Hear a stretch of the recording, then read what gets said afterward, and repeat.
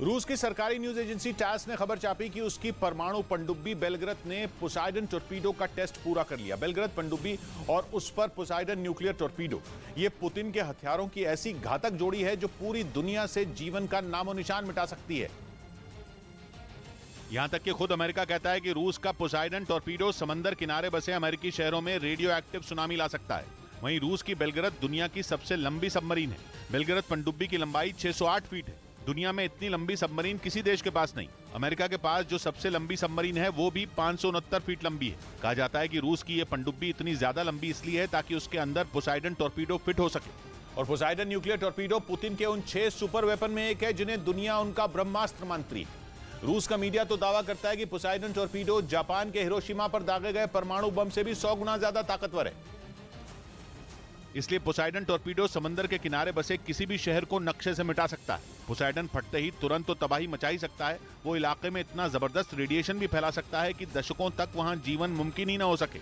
ऊपर से अमेरिकी संसद के रिसर्च इंस्टीट्यूट की एक रिपोर्ट के मुताबिक बेलग्रद पनडुब्बी 8 पोसाइडन ले जा सकती है। एक पोसाइडन टॉर्पीडो ही रिकॉर्ड तोड़ बर्बादी लाने वाली बला है, तो 8 पोसाइडन तो जाने क्या तबाही मचाएंगे। इधर हरियाणा के बहादुरगढ़ से हैरान करने वाला एक वीडियो सामने आया। वहां 3 बदमाशों ने मिलकर एक आदमी से लाखों रुपए लूट लिए, वो भी इतनी चालाकी से कि वहां मौजूद हर कोई हैरान रह गया। वहां से आए वीडियो में वो आदमी बैंक में पैसे जमा कराने के लिए कतार में खड़ा दिखा, जिसके बगल में 2 और लोग भी नजर आए। इसके बाद जैसे ही उसने बैग से नोटों की गड्डी निकाली, पीछे से एक बदमाश अचानक उस पर झपटा और उसकी गर्दन पर चाकू रख दिया, जिससे वो घबरा गया। इससे पहले कि वो उस बदमाश की पकड़ से छूट पाता, पास खड़े उसके साथियों ने भी उस आदमी पर पिस्तौल तान दी। हालांकि ऐसा होते ही उसने बैग को और ताकत से पकड़ लिया, जिसे छुड़ाने के लिए उनमें एक बदमाश ने उस पर चाकू से कई वार किए, जिसके बाद वो तीनों बैग छीनकर वहां से फरार हो गए। एक बंदा पीछे से पकड़ लिया, एक बैग करने चक्कू ने मार दिया।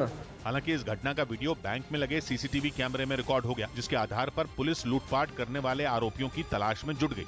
उधर बांग्लादेश प्रीमियर लीग में नियमों के उल्लंघन करने पर शाकिब अल हसन समेत बांग्लादेश के 3 क्रिकेटरों पर जुर्माना लगा दिया गया, क्योंकि ये तीनों खिलाड़ी मैच के दौरान ही अंपायर से उलझ पड़े। शाकिब अल हसन समेत तीनों खिलाड़ियों पर मैच फीस का 15% जुर्माना लगाया गया। हालांकि तीनों ने बाद में अपनी गलती मान ली।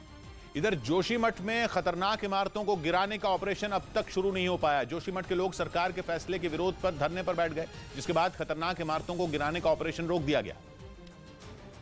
जबकि मौसम खराब होने की वजह से खतरा और भी ज्यादा बढ़ गया। जो 2 होटल खतरनाक इमारतों के तौर पर चुने गए, वहां लोग धरने पर बैठ गए। होटल मालिकों का आरोप है कि जोशीमठ के दरकने की वजह सरकार की विकास योजनाएं हैं। ये जो आज हो रहा है जोशीमठ में एनटीपीसी के टनल से हो रहा है और शासन प्रशासन इसको मानने को तैयार नहीं है। इसलिए सरकार ने भी एक कमेटी का गठन कर दिया जो लोगों के लिए आर्थिक मुआवजा तय करेगी। दूसरी तरफ पुलिस और एसडीआरएफ की भारी तैनाती कर दी गई। सरकार की कोशिश है कि लोगों का गुस्सा शांत किया जाए और जल्द से जल्द खतरनाक इमारतों को गिराया जाए।